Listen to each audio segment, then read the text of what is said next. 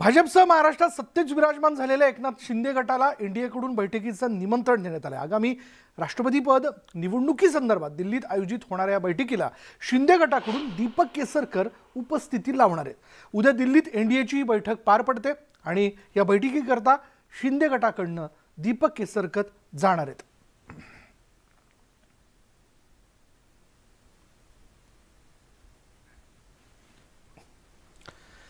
त्यातच आणखीन एक महत्त्वाची घडामोड बघा.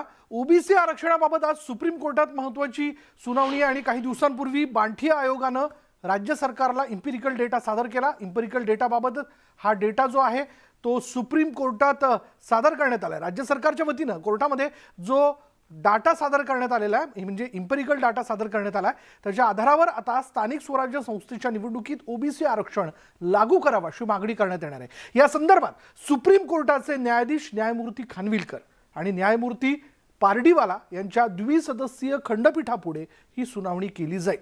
मध्य प्रदेशप्रमाणे ओबीसी आरक्षणाबाबत महाराष्ट्राला दिलासा मिळणार का याकडे सगळ्यांचं लक्ष लागलंय. आज जो रिपोर्ट सुप्रीम कोर्टमध्ये जातो आहे आम्हाला अपेक्षा आहे की आज ओबीसीचं राजकीय आरक्षण पुन्हा बहाल होईल आणि येणाऱ्या सर्व निवडणुकीमध्ये या राजकीय आरक्षणाचा फायदा ओबीसी समाजाला होईल अशी आशा आणि अपेक्षा आम्ही ठेवतो आहे.